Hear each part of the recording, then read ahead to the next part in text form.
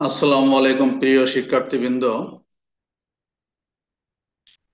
অনুধাবনমূলক প্রশ্ন উত্তর, ভূগোল, প্রথম পত্র, অষ্টম অধ্যায়, সমুদ্র স্রোত ও জোয়ার ভাটা, অধ্যায় একাদশ, দ্বাদশ এবং এইচএসসি শ্রেণীর জন্য আজকে আমার সপ্তম ক্লাস। ইতিপূর্বে আমি এই অধ্যায়ে 6টি ক্লাস নিয়েছি অনুধাবনমূলক প্রশ্ন নিয়ে।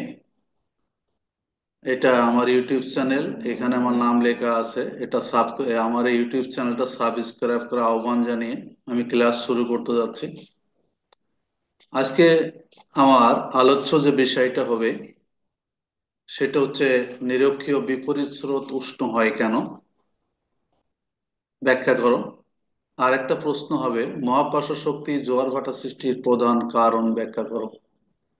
দুইটা প্রশ্নই অত্যন্ত গুরুত্বপূর্ণ এবং বিভিন্ন সালের বিভিন্ন পরীক্ষায় এসেছে। সেজন্য আমি এটা আলোচনা করার জন্য চেষ্টা করব। তাহলে আমি আলোচনায় চলে আসি। প্রথম যে প্রশ্নটা আছে সে প্রশ্নটা হচ্ছে নিরক্ষীয় বিপরীত স্রোত উষ্ণ কেন, ব্যাখ্যা করো। আমরা সহজে একটা কথা বুঝি যে এই যে নিরক্ষরেখা পৃথিবীর মাঝ বরাবর পূর্ব পশ্চিম বরাবর চলে গেছে, এই নিরক্ষরেখার বছরের অধিকাংশ সময় সূর্যটা লম্বভাবে কিরণ দেয়। কাজেই এই অঞ্চলে তাপমাত্রা বেশি পায় এবং অধিক উত্তপ্ত থাকে এই অঞ্চলটা। কাজেই এই অঞ্চল দিয়ে যে সমস্ত স্রোত প্রবাহিত হবে সবগুলোই উষ্ণ স্রোত হবে। যেমন আমরা উদাহরণ হিসেবে বলতে পারি এই যে দক্ষিণ নিরক্ষীয় স্রোত, তারপরে এই উত্তর নিরক্ষীয় স্রোত, এই যে ক্যারিবিয়ান স্রোত, এই স্রোতগুলো সবই কিন্তু উষ্ণ স্রোত। তেমনি এই যে নিরক্ষরেখার উত্তর দিয়ে যে একটা নিরক্ষীয় বিপরীত স্রোত বা প্রতিস্রোত প্রবাহিত হয় শীতকালীন মৌসুমী বায়ু প্রবাহিত হওয়ার সময় ভারত মহাসাগরে, এটা কিন্তু এই নিরক্ষীয় অঞ্চলে থাকার জন্য এটা উষ্ণ হয়। তাহলে আমরা একটু যদি বইয়ের ভাষায় বলতে যাই, নিরক্ষীয় বিপরীত স্রোত নিরক্ষরেখায় উৎপন্ন হয় বলে এ স্রোত উষ্ণ হয়। সহজ কথা, নিরক্ষীয় বিপরীত স্রোত নিরক্ষরেখা হয়ে উৎপন্ন হয় বলে এটি উষ্ণ হয়। নিরক্ষরেখায় সূর্য সারা বছর লম্বভাবে কিরণ দেয়, ফলে সে অঞ্চলের পানিরাশি সূর্যের উত্তাপ পায় এবং অধিক উষ্ণ হয়। এই যে এই কথাটা লেখা আছে, শীতকালীন মৌসুমী স্রোত আফ্রিকার সোমালিয়ায় দক্ষিণে পৌঁছে পূর্ব দিকে বেঁকে যায় এবং নিরক্ষরেখা হয়ে সোজা পূর্ব দিকে প্রবাহিত হয়। এই স্রোতটি অর্থাৎ নিরক্ষীয় বিপরীত স্রোত নিরক্ষরেখা হয়ে প্রবাহিত হয় বলে উষ্ণ হয়। এখানে আমরা যে ভারত মহাসাগরীয় স্রোত পড়েছি সেখানে আমরা মৌসুমী স্রোত নামে দুইটা স্রোত পেয়েছি, একটা গ্রীষ্মকালীন মৌসুমী স্রোত, একটা শীতকালীন মৌসুমী স্রোত। শীতকালীন মৌসুমী স্রোতে দেখো ঠিক এই স্রোতটা এদিক থেকে এসে পশ্চিম দিকে এসে এই যে সোমালিয়ার দক্ষিণে পৌঁছে এটা এখান থেকে বাঁক নেয়, বাঁক নিয়ে সোজা পূর্ব দিকে প্রবাহিত হয় নিরক্ষরেখার উত্তর পাশ দিয়ে। এটাই মূলত নিরক্ষীয় বিপরীত স্রোত। এমন যেমন নিরক্ষীয় উত্তর নিরক্ষীয় স্রোত এদিক থেকে প্রবাহিত হয়, আবার নিরক্ষীয় প্রতিস্রোত এই দিক থেকে প্রবাহিত হয় এই মৌসুমী বায়ু প্রবাহের ফলে।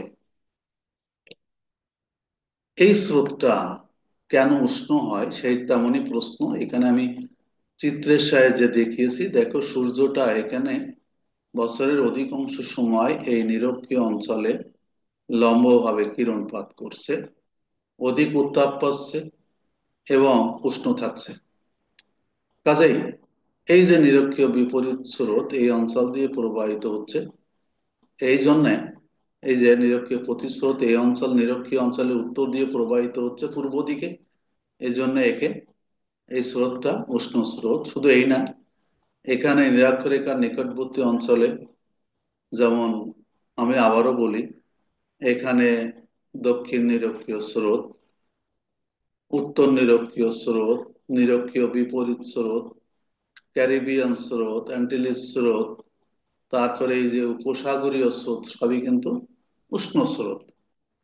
কাজেই এখানে যে প্রশ্নটাই আসুক এইভাবে, সেটা উষ্ণ হওয়ার কারণ এটাই।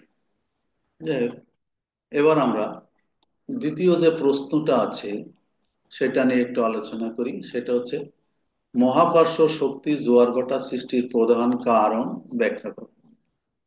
এবার আমরা স্রোত রেখে জোয়ার ভাটাতে চলে আসি। এখানে যেহেতু সমুদ্র স্রোত এবং জোয়ার ভাটা চ্যাপ্টার নাম, এবং এই দুইটা বিষয় নিয়ে এই অধ্যায়ে আলোচিত হয়েছে, কাজেই এখানে দেখো আমরা প্রথমে চন্দ্র সূর্যের আকর্ষণ, মহাকর্ষ শক্তি বলতে কি বোঝায় সেটাকে বুঝতে হবে। পৃথিবীতে প্রতিটি বস্তুই পরস্পরকে আকর্ষণ করে, এই আকর্ষণের নামই হচ্ছে মহাকর্ষণ। পৃথিবীর প্রতিটা বস্তু কি করে, একে অপরকে আকর্ষণ করে, এই আকর্ষণটাই হচ্ছে নামই হচ্ছে মহাকর্ষণ। মহাকর্ষণের ফলে পৃথিবী সূর্যের চারিদিকে এবং চন্দ্র পৃথিবীর চারিদিকে ঘোরে, এটা তো আমরা জানি। আবার এই মহাকর্ষণের পরিমাণ সব জায়গায় সমান নয়, কোনো জায়গায় কম, কোনো জায়গায় বেশি। যে বস্তু যত বড় তার আকর্ষণ ক্ষমতা তত বেশি, কিন্তু দূরত্ব বলে আকর্ষণ কার্যকরী বহুগুণে কমে যায়। সূর্য ও চন্দ্র উভয়ই পৃথিবীকে আকর্ষণ করছে। সূর্য চন্দ্রের চেয়ে অনেক বেশি বড় হলেও সূর্যের তুলনায় চন্দ্র পৃথিবীর কাছে আছে বলে জোয়ার ভাটা সৃষ্টির ক্ষেত্রে সূর্যের আকর্ষণের তুলনায় চন্দ্রের আকর্ষণে বেশি কার্যকরী হয়।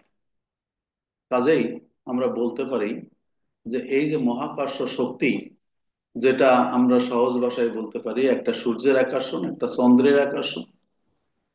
যে বস্তু এক পৃথিবীর মহাকর্ষণ, মহাকাশে যে একটা বস্তু আর একটা বস্তুকে আকর্ষণ করে, এটাই মহাকর্ষণ। কাজে এই পৃথিবীকে সূর্য আকর্ষণ করে, পৃথিবী সূর্যের চারিদিকে ঘুরে, আবার চাঁদ পৃথিবীর চারিদিকে ঘুরে, এটা মহাকর্ষণ শক্তির জন্যই হয়। তা যাই হোক, যে বস্তু যত বড় হবে তার আকর্ষণ ক্ষমতা তত বড় বেশি হবে। আবার বিপরীত ক্রমে আমরা যদি বলি, যে বস্তুর দূরত্ব যত নিকটবর্তী হবে, দূরত্ব কম হবে, আকর্ষণ শক্তি তত বেশি হবে। আবার দূরত্ব যত বেড়ে যাবে, আকর্ষণ শক্তি তত কমে যাবে। এখানে আমি প্রত্যেকটা চিত্র দিয়েছি, দেখো। এটা একটা মুখ্য জোয়ারের। এই চন্দ্র সূর্য অনেক বড় হলেও পৃথিবী থেকে অনেক দূরত্বের কারণে এর আকর্ষণ ক্ষমতা কম, এবং চন্দ্র অনেক ছোট হলেও পৃথিবী এবং চন্দ্রের দূরত্ব কম বলে এর আকর্ষণ ক্ষমতা বেশি। কাজেই চন্দ্রের সূর্যের যে পাশে, পৃথিবীর যে পাশে চন্দ্রের মুখোমুখি হয়, সেখানে জোয়ার ভাটার প্রবলতা বৃদ্ধি পায় এবং সেখানে মুখ্য জোয়ার সৃষ্টি হয়। এবার আমরা যদি এই আরো একটু কিছু তিথির কথা বলে যেতে পারি। যেমন পূর্ণিমার সময় আমরা কি দেখি, পৃথিবীর এক পাশে সূর্য, এক পাশে চাঁদ থাকে। কাজেই এখানে কিন্তু এপাশেও পানি ফুলে ওঠে, এপাশেও পানি ফুলে ওঠে, কিন্তু এপাশে সূর্যের আকর্ষণ থাকে, এপাশে চন্দ্রের আকর্ষণ থাকে। কাজেই দুই পাশের এই প্রাবল্যতাটা এদিকেও পানিকে টানতে থাকে, এদিকেও টানতে থাকে। কাজেই প্রাবল্যতা কম থাকে, এটাকে আমরা মরা কোটাল বলি পূর্ণিমাকে। আবার যদি অমাবস্যায় কি হয়, অমাবস্যা সূর্য পৃথিবীর একই পাশে চন্দ্রও থাকে, সূর্যও থাকবে, তখন এই চন্দ্র সূর্যের মিলিত আকর্ষণে পৃথিবীর যে পাশে সূর্য এবং চন্দ্র থাকে সেই পাশে আকর্ষণ ক্ষমতা বেশি ওঠে এবং পানিটা স্ফীত বেশি হয়। কাজেই এখানে যে আহ মানে জোয়ারটা হয় সেটা হচ্ছে ভরাকটাল হয়। তাহলে আমরা এখানে আসলে প্রধানত এই যে পৃথিবীর যে তেজের জোয়ার ভাটাটা হয় সেটা মূলত চন্দ্রের সূর্যের আকর্ষণে হয়। অর্থাৎ মহাকর্ষণ শক্তির ফলেই এই আহ মহাকর্ষণ শক্তির ফলেই এই জোয়ার ভাটাটা সংঘটিত হয়, এই কথা আমরা নির্দ্বিধায় বলতে পারি। যাই হোক, সকলকে অসংখ্য ধন্যবাদ জানিয়ে আজকের মতো এখানেই শেষ করি। আল্লাহ হাফেজ।